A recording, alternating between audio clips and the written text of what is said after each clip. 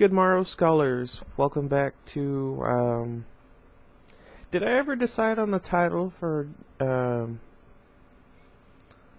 let's go unimaginative right now and we'll call it Reading with Ben. Or I guess it'd be listening to Ben, but anyway, that's not important. What is important is that I've decided on the next book that I'm going to read. Well, I say book, but it's going to be books. And I know I gave you guys some options and no one ever said anything. So I picked for me, which is very strange. I don't usually pick. But I felt like this would be a good time for it. And it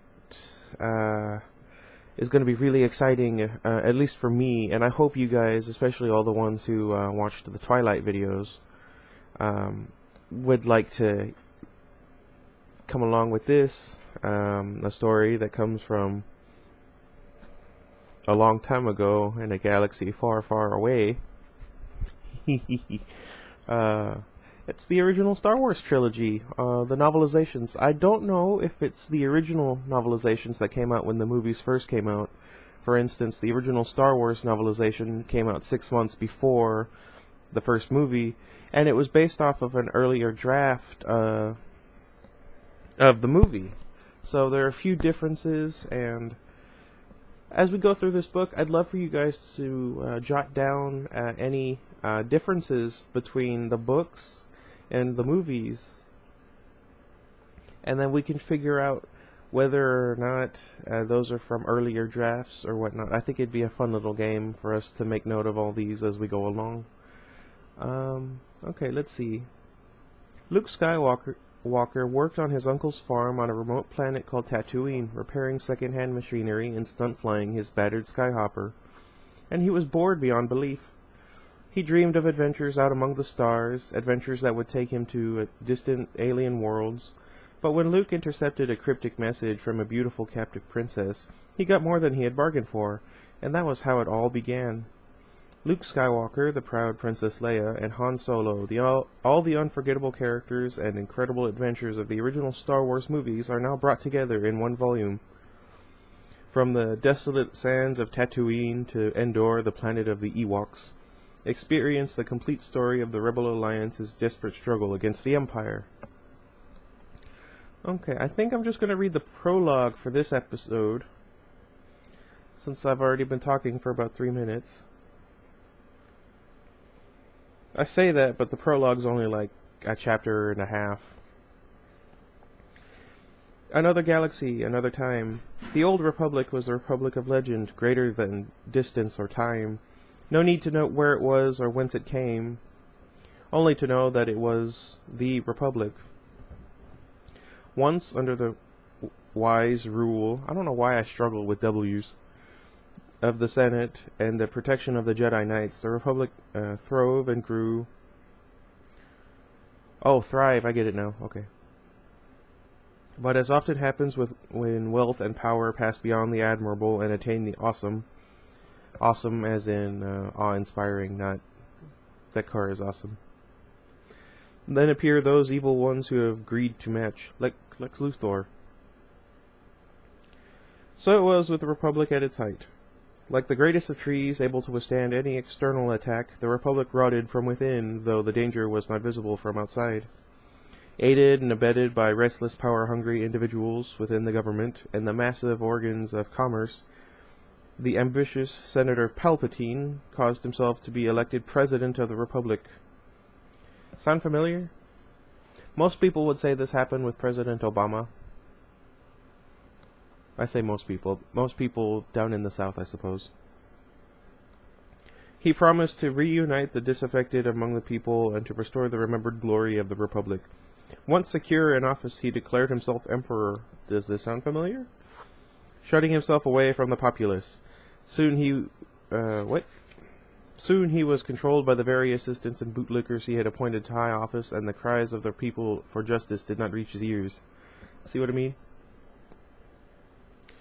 Having exterminated, through treachery and deception, the Jedi Knights, guardians of justice in the galaxy, the Imperial governors and bureaucrats prepared to institute a reign of terror among the disheartened worlds of the galaxy. Many used the Imperial forces in the name of the increasingly isolated Emperor to further their own personal ambitions.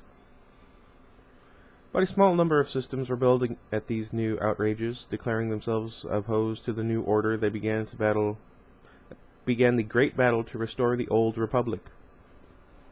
From the beginning, they were vastly outnumbered by the systems held in thrall by the Emperor. In those first dark days, it seemed certain the bright flame of resistance would be extinguished before it could cast the light of new truth across a galaxy of oppressed and beaten peoples. From the first saga, Journal of the Wills, there's an H in there after the W. They were in the wrong place at the wrong time. Naturally, they became heroes. Leia Organa of Alderaan, Senator. What the hey, let's go ahead and keep reading. What do you guys say? It was a vast, shining globe, and it cast a light of lambent topaz into space. But it was not a sun, thus the planet had fooled men for a long time. Not until entering close orbit around it did its discoverers realize that this was a world in a binary system and not a third sun itself. Oh, that makes sense. At first it seemed certain nothing could exist on such a planet, least of all humans, yet both massive G1 and G2 stars orbited a common center with peculiar regularity, and Tatooine circled them from far enough out to permit the development of a rather stable, if exquisitely hot climate. Mostly this was a dry desert of a world whose unusual star-like yellow glow was the result of double sunlight striking sodium-rich sands and flats. The same sunlight suddenly shone on the thin skin of a metallic shape falling crazily toward the atmosphere. The erratic course of the galactic cruiser was unintentional, not the product of injury, but of desperate desire to avoid it. Long streaks of intense energy slid close past its hull.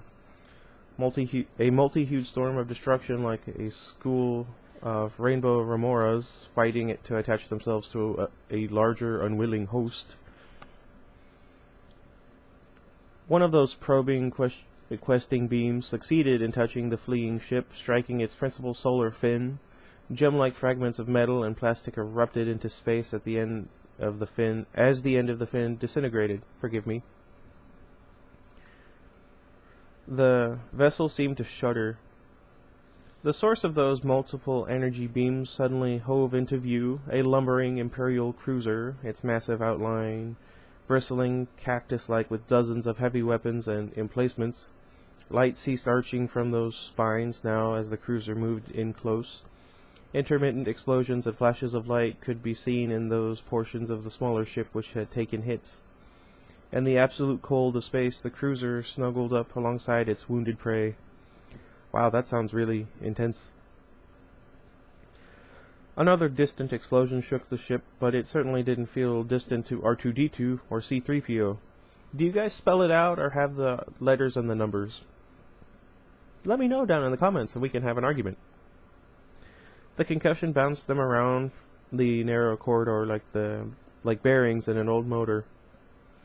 To look at these two, one would have supposed that the tall human-like machine 3PO was the master and the stubby tripodal robot R2-D2 was an inferior. But while 3PO might have sniffed disdainfully at the suggestion, they were in fact equal in everything save loquacity? I haven't seen this word. I'm going to look that one up. Here 3PO was clearly and necessarily the superior. Still another explosion rattled the corridor, throwing 3PO off balance. His shorter companion had the better of it during such moments, with his squat, cylindrical body's lower center of gravity, well balanced on thick, clawed legs. Yeah, it helps. R2 glanced up at 3PO, who was steadying himself against a corridor wall. Lights blinked, engine enigmatically, around a single mechanical eye as the smaller robot studied the battered casing of his friend. A patina of metal and fibrous dust. Let me know all these words that I'm struggling with. Admittedly, I struggle anyway, if you can't already hear it. I'm not getting the stutter, but I'm having some kind of a slur going on. My saliva is a lot.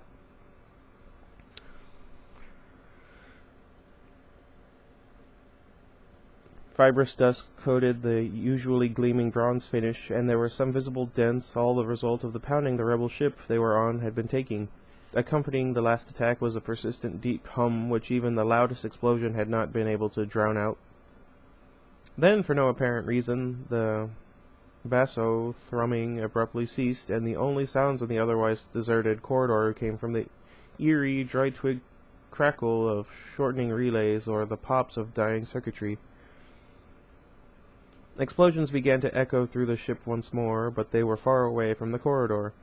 3PO turned his smooth, human-like head to one side. Metallic ears listened intently. The imitation of a human pose was hardly necessary. 3PO's auditory sensors were fully omnidirectional, but the slim robot had been programmed to blend perfectly among human company. This programming extended to even mimicry of human gestures. It makes sense, but it's also uncanny. "Did you hear that?" he inquired rhetorically of his patient companion, referring to the throbbing sound. "They shut down the main reactor and the drive." His voice was full of disbelief and concern as that of any human. One metallic palm rubbed dolefully at a patch of dull gray on his side, where a broken hull brace had fallen and scored the bronze finish. 3PO was a fastidious machine, and such things troubled him. Sorry. Madness, this is madness. Ah, hilarious in hindsight. He shook his head slowly. "This time we'll be destroyed for sure." R2 did not comment immediately. Barrel torso tilted backward, powerful legs gripping the deck. The meter-high robot was engrossed in studying the roof overhead. Though he did not have a head to cock in a listening posture like his friend, R2 still somehow managed to convey that impression. A series of short beeps and chirps issued from his speaker. I'd love to have those actually in here. To even a sensitive human ear, they would have been just so much static, but to 3PO they had formed words as clear and pure as direct current. "Yes, I suppose they did have to shut the drive down," 3PO admitted. "But what are we going to do now? We can't enter the atmosphere with our main stabilizer fin destroyed. I can't believe we're simply going to surrender." A small band of armed humans suddenly appeared, rifles held at the ready. Their expressions were as worry-wrinkled as their uniforms, and they carried about them the aura of men prepared to die. Oh, that's sad. 3PO watched silently until they had vanished around a far bend in the passageway, then looked back at R2. The smaller robot hadn't shifted from his position of listening. 3PO's gaze turned upward also, though he knew R2's senses were slightly sharper than his own. "What is it, R2? A short burst of beeping came in response. Another moment, and there was no need for highly attuned sensors. For a minute or two more, the corridor remained deathly silent. Then a faint scrape could be heard, like a cat at a door. Frida does it all the time, and it annoys me. From somewhere above, the strange noise was produced by heavy footsteps and the movement of bulky equipment somewhere on the ship's hull. When several muffled explosions sounded, 3PO murmured, "Again with the murmur! I thought I had escaped." "They've broken in somewhere above us. There's no escape for the captain this time." Turning, he peered down at R2. "I think we'd better..."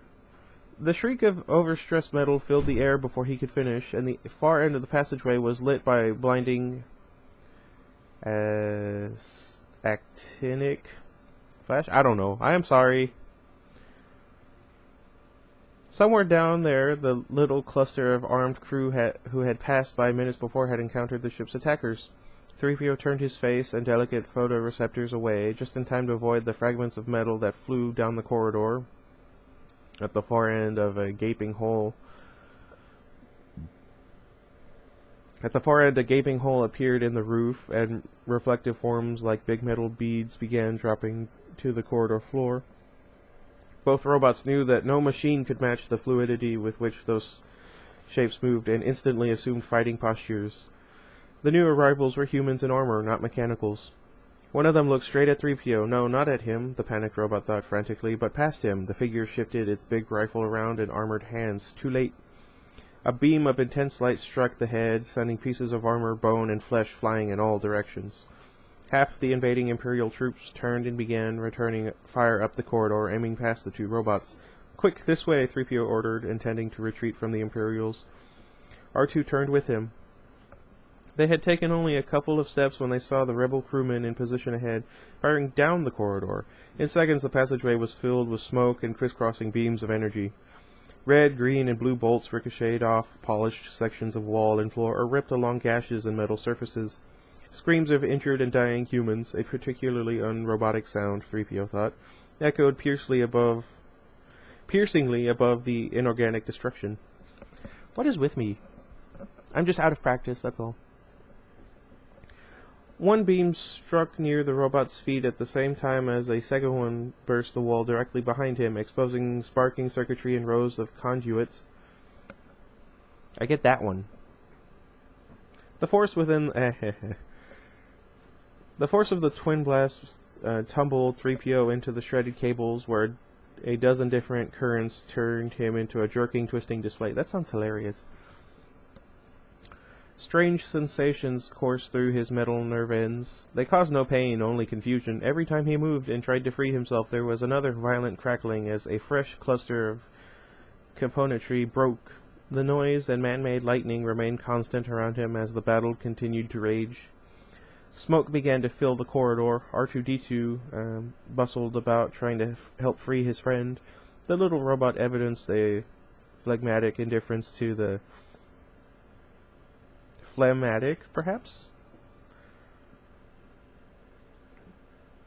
Indifference to the ravening energies filing the passageway. He was built so low that most of the beams passed over him anyhow. "Help!" 3PO yelled, suddenly frightened at a new message from an internal sensor. "I think something's melting. Free my leg. The trouble's near the pelvic servo motor." What? I don't know why I have problems. Sorry. Typically, his tone turned abruptly from pleading to berating. "This is all your fault," he shouted angrily. "I should have known better than to trust the logic of a half-size thermocapsulary dehousing assister." What? "I don't know why you insisted we leave our assigned stations to come down this stupid access corridor. Not that it matters now. The whole ship must be..." R2-D2 cut him off in mid-speech with some angry beepings and hoots of his own, though he continued to cut and pull with precision at the tangled high-voltage cables. "Is that so?"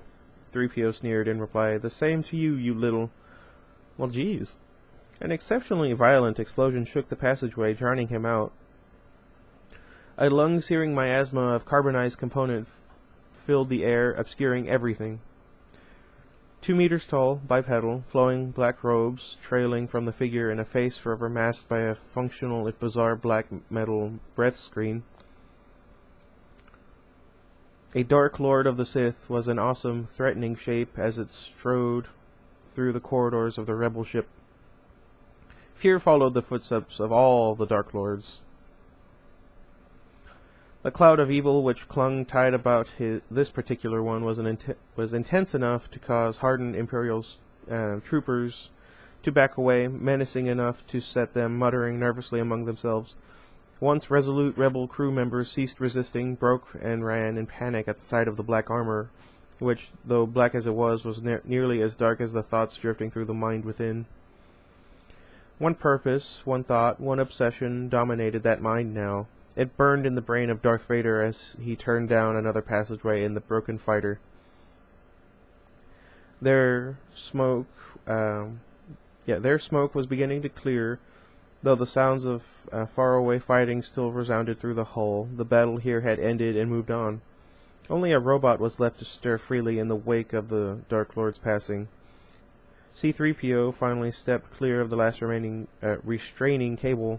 Somewhere behind him, human screams could be heard from where relentless Imperial troops were mopping up the last remnants of rebel resistance. Rebel Resistance sounds like a good name for a band. 3PO glanced down and saw only a scarred deck. As he looked around, his voice was full of concern. "R2-D2, where are you?" The smoke seemed to part just a bit more. 3PO found himself staring up at the passageway. R2-D2, it seemed, was there, but he wasn't looking in 3PO's direction. Instead, the little robot appeared frozen in an attitude of detention. I hate myself. Leaning over him it was difficult for even 3PO's electronic photoreceptors to penetrate the clinging acidic smoke. A human figure. It was young and slim, and by abstruse human standards of aesthetics, 3PO mused, of a calm beauty. Oh. What? Never mind. I've seen the movie. I know what this is. Oh my gosh.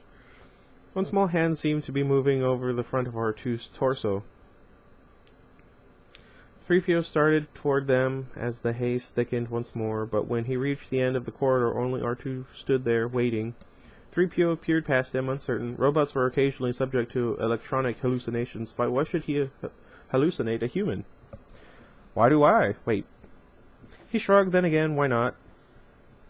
Especially when one considered the confusing circumstances of the past hour and the dose of raw current he had recently absorbed. He shouldn't be surprised at anything. Another word I haven't come across before. Concatenated. Internal circuits conjured up. Where have you been? 3PO finally asked. Hiding, I suppose. Why am I giving him a voice now? He decided not to mention the maybe human. If it had been a hallucination, he wasn't going to give R2 the satisfaction of knowing how badly recent events had unsettled his logic circuits. I like that there's circuits for that. They'll be coming back this way, he went on. Okay, there it goes, it's gone again. Nodding down the corridor, not giving the small automaton a chance to reply. Looking for human survivors. What are we going to do now? They won't trust the word of rebel-owned machines that we don't know of anything of value. We'll be sent to the spice mines of Kessel or taken apart for spare components for other, less deserving robots. That's if they don't consider us potential program traps and blow us apart on sight. If we don't... But R2 had already turned and was ambling quickly back down the passageway. Wait, where are you going? Haven't you been listening to me? Uttering curses in several languages, some purely mechanical, 3PO raced fluidly after his friend. The R2 unit, he thought to himself, could be downright closed-circuited when he wanted to. Is R2-D2 a boy or a girl? Let me know down in the comments, please. Outside the Galactic Cruiser's control center, the corridor was crowded with sullen prisoners gathered by Imperial troops. Some lay wounded, some dying. Several officers had been separated from the enlisted ranks and stood in small groups by themselves, bestowing belligerent looks and threats on the silent nod of troops holding them at bay. As if on command, everyone, Imperial troops as well as rebels, became silent as a massive aped form came into view from behind a turn in the passage. Two of the heretofore resolute, obstinate rebel officers began to shake. Stopping before one of the men, the towering figure reached out wordlessly. A massive hand closed around the man's neck and lifted him off the deck. The rebel officer's eyes bulged, but he kept his silence. An Imperial officer, his armored helmet shoved back to reveal a recent scar where an energy beam had penetrated his shielding, scrambled down out of the fighter's control room, shaking his head briskly. Nothing, sir. Information retrieval system's been wiped clean. Darth Vader acknowledged this news with a barely perceptible nod. The impenetrable mask turned to regard the officer he was torturing. Metal-clad fingers contracted. Reaching up, the prisoner desperately tried to pry them loose, but to no avail. Where is the data you intercepted? I'm not going to bother. James Earl Jones is the only Darth Vader you will ever need. Vader rumbled dangerously. What have you done with the information tapes? We intercepted no information, the dangling officer gurgled. At least he didn't murmur. Barely able to breathe. From somewhere deep within, he dredged up a squeal of outrage. This is a consular vessel. Did you not see our exterior markings? We are on a diplomatic mission. Chaos, take your mission, Vader growled. Where are those tapes? He squeezed harder, the threat in his grip implicit. When he finally replied, the officer's voice was a bare, choked whisper. Only the commander knows. I don't know why Never mind. The ship carries the system crest of Alderaan, Vader growled, the gargoyle-like breath mask leaning close. Is any of the royal family aboard? Who are you carrying? Thick fingers tightened further, and the officer's struggles became more and more frantic. His last words were muffled and choked past intelligibility. Vader was not pleased, even though the figure went limp with an awful, unquestionable finality. The hand that continued to tighten, producing a chilling snapping and popping of bone like a dog padding on plastic. I have a dog right here. It kind of worries me now. Then, with a disgusted wheeze, Vader finally threw the doll form of the dead man against the far wall. Several Imperial troopers ducked out of the way just in time to avoid the grisly missile. The massive form whirled unexpectedly, and Imperial officers shrank under that baleful, sculptured stare. Start tearing the ship apart piece by piece, component by component, until you find those tapes. As for the passengers, if any, I want them alive. He paused at a moment and then added, Quickly! Officers and men nearly fell over themselves in their haste to leave, not necessarily to carry out Vader's orders, but simply to retreat from that malevolent presence. I would too. R2-D2 finally came to a halt in an empty corridor devoid of smoke and the signs of battle. A worried, confused 3PO pulled up behind him. You've led us through half the ship, and to what? He broke off, staring in disbelief as the squat robot reached up with one clawed limb and snapped the seal off a lifeboat hatch. Immediately, a red warning light came on and a low hooting sounded in the corridor. 3PO looked wildly in all directions, but the passageway remained empty. When he looked back, R2 was already working his way into the cramped boat pod. It was just large enough to hold several humans, and its design was not laid out to accommodate mechanicals. R2 had some trouble negotiating the awkward little compartment. Hey, a startled 3PO called, admonishing. You're not permitted in there. It's restricted to humans only. We just might be able to convince the Imperials that we're not rebel programmed and are too valuable to break up. But if someone sees you in there, we haven't got a chance. Come on out. Somehow R2 had succeeded in wedging his body into position in front of the miniature control board. He cocked his body slightly and threw a stream of loud beeps and whistles at his reluctant companion. 3PO listened. He couldn't frown, but he managed to give a good impression of doing so. Mission? What mission? What are you talking about? My chest hurts. You sound like you haven't got an integrated logic terminal left in your brain. No more adventures. I'll take my chances with the Imperials, and I'm not getting in there. An angry electronic twang came from the R2 unit. Don't call me a mindless philosopher, 3PO snapped back. You overweight, unstreamlined glob of grease. Snap. 3PO was concocting an additional rejoinder when an explosion blew out the back wall of the corridor. Dust and metal debris whooshed through the narrow sub-passageway, followed instantly by a series of secondary explosions. Flames began jumping hungrily from the exposed interior wall, reflecting off 3PO's isolated patches of polished skin. Muttering, the electronic equivalent of consigning his soul to the unknown, the lanky robot jumped into the life pod. I'm going to regret this, he muttered more audibly as R2 activated the safety door behind him. The smaller robot flipped a series of switches, snapped back a cover, and pressed 3 buttons in a certain sequence. With the thunder of explosive latches, the life pod ejected from the crippled fighter. When word came over the communicators that the last pocket of resistance on the rebel ship had been cleaned out, the captain of the Imperial cruiser relaxed considerably. He was listening with pleasure to the proceedings on the captured vessel when one of his chief gunnery officers called to him. Moving to the man's position, the captain stared into the circular view screen and saw a tiny dot dropping away toward the fiery world below. There goes another pod, sir. Instructions? The officer's hand hovered over a computerized energy battery. Casually confident in the firepower and total control under his command, the captain studied the nearby readouts, monitoring the pod. All of them read blank. Hold your fire, Lieutenant. Peja, I guess.